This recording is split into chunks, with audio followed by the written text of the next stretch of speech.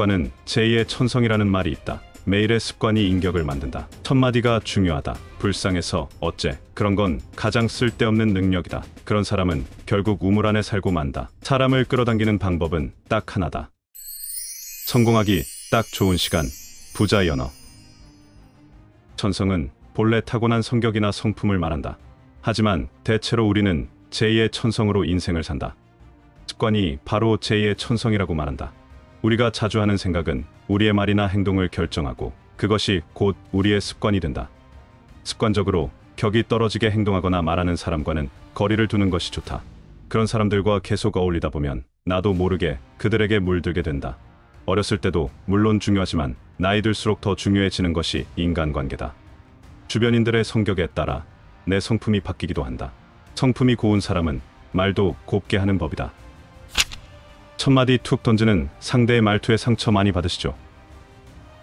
사람을 만났을 때는 인상도 중요하지만 그 사람이 내뱉는 첫마디가 중요하다. 보자마자 피곤해 보이네요. 얼굴이 어두운데 뭔 일 있었어요? 이런 질문은 삼가는 게 좋다. 그런 말 한마디가 상대방의 기분을 하루 종일 다운시켜 놓는다. 출근하면서 만난 동료에게 어제 잠 못 잤어? 얼굴이 왜 그래? 하는 사람이 꽤 있다. 안 그래도 더러운 기분을 더 더럽게 만들어 버리는 말이다. 그리고 가장 조심해야 하는 말이 있다.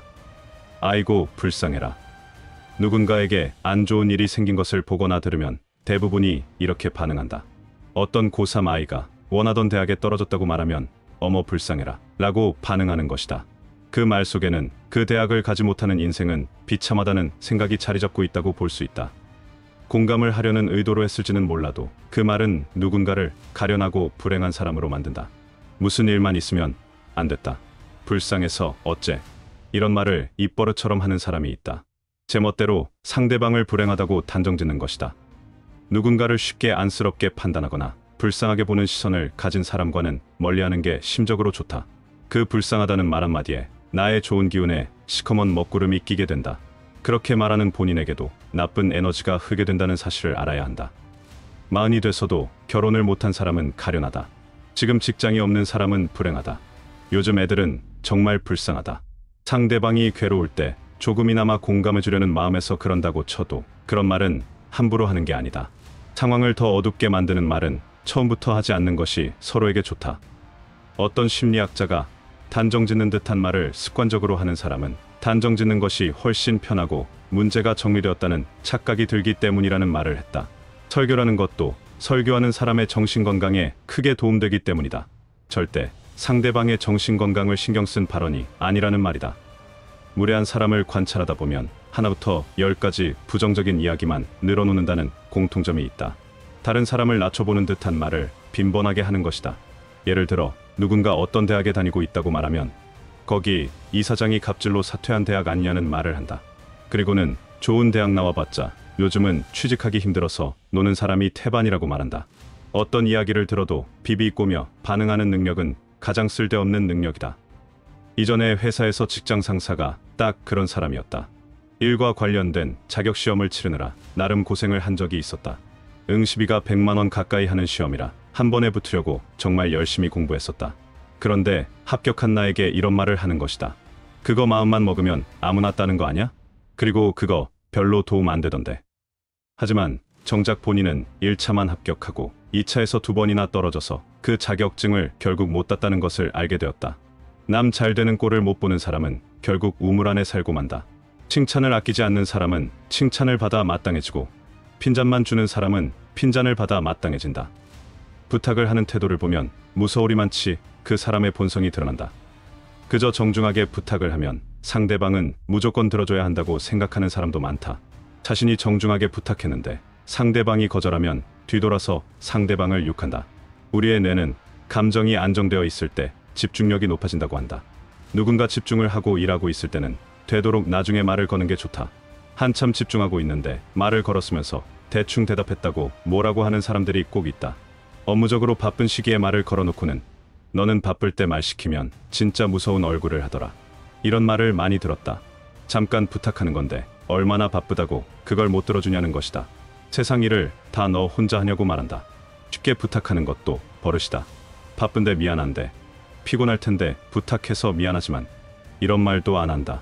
번거롭게 해서 미안한데 이 한마디에 안 해줄 것도 해주게 되는 게 사람이다.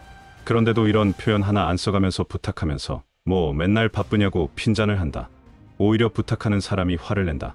그래서 본성이 드러난다고 말하는 것이다. 그리고 뭔가를 해줬으면 정말 도움이 되었다고 말해야 한다. 감사한다는 말은 100번 해도 1000번 해도 손해보는 게 없다. 고맙습니다. 죄송합니다. 좋아합니다. 존경스럽습니다. 이런 말은 언제나 보석 같은 말이다. 인간관계는 이런 말로 더 빠르게 회복되기도 하고 좋은 에너지를 나눠 가지게 된다. 주변에 자기 말만 하기를 좋아하는 사람이 있다면 빠르게 정리하는 게 좋다. 상대방의 이야기를 듣지 않고 상대방의 침묵을 기다릴 각오도 없이 우선 내 이야기부터 하고 보자. 내 경험을 말해주면 상대방도 좋아할 거야 라고 판단한다. 주제 넘은 생각이다. 도움이 되는 말이라고 길게 늘어봤자 상대방은 이 사람한테 말 거는 게 아닌데 라는 생각을 할 것이다. 아무리 대단한 경험을 한 사람이라도 자신에 대해서만 이야기하면 사람들은 마음을 절대 열지 못한다. 이것은 옳고 그름을 떠나서 그 사람의 대화하는 그 자세에서 실망을 하기 때문이다. 소중한 사람의 문제를 해결해주고 위로해주고 싶다면 자신이 기분 좋게 이야기를 하는 것이 아니라 그저 끈기 있게 상대방의 이야기에 귀를 기울이는 것이 필요하다. 그리고 그 마음을 최대한 이해해보려는 태도가 가장 중요한 것이다. 그것이 바로 진정한 의미의 공감이다. 왜 식당에서 주문을 할 때 여기 해장국 하나 라고 말하는 건가? 그 뒤에 주세요를 하는 게 그리 어려운가? 왜 식당 점원들은 30분도 넘게 걸려 음식을 가져오면서 오래 기다리게 해드려 죄송합니다 라고 말하지 않는가?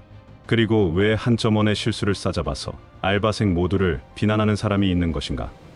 쇼핑 후에 결제가 끝나자 점원의 눈도 마주치지 않고 한 손으로 신용카드를 건네준다. 내가 타고 내릴 때까지 택시 기사님이 한 말이라고는 8,000원이요 뿐이다. 만원의 엘리베이터에서 내가 열린 버튼을 끝까지 누르고 있었는데 모두 나보다 앞서 아무 말도 없이 내린다. 모르는 사람의 SNS에서 코로나 덕분에 가게에 손님이 없어서 완전 좋다라고 쓴 글을 보았다. 까다롭다고 말할 수도 있다. 하지만 누군가는 내 말 한마디 때문에 웃을 수도 있고 마음이 아플 수도 있다. 해가 바뀌면 거저 먹는 나이라고 해서 진짜 거저 먹으면 안 된다. 인격을 갖춰야 그 인격에 맞는 부도 따라오는 법이다. 무례한 일을 당했을 때 대처법을 생각하다 보면 짜증이나 화에 휘둘리지 않게 된다. 이렇게 생각하면 될 일이다 라고 차분히 사람과 상황을 대할 수 있다는 장점이 있다. 그러한 대처 능력도 습관으로 자리 잡는다. 덕분에 일이든 사생활이든 좋은 기분을 유지할 수 있고 무례한 일을 당해도 감정적으로 동요되지 않는 강한 정신력을 가질 수 있다. 사람을 끌어당기는 방법은 딱 하나이다. 진심 어린 마음에서 우러나오는 습관화된 말. 그 말에는 언제나 배려 깊은 행동이 따른다. 습관적으로 어떤 말을 자주 하는지, 상대방과 얘기할 때 어떤 행동을 자주 하는지 살펴본 적 있는가?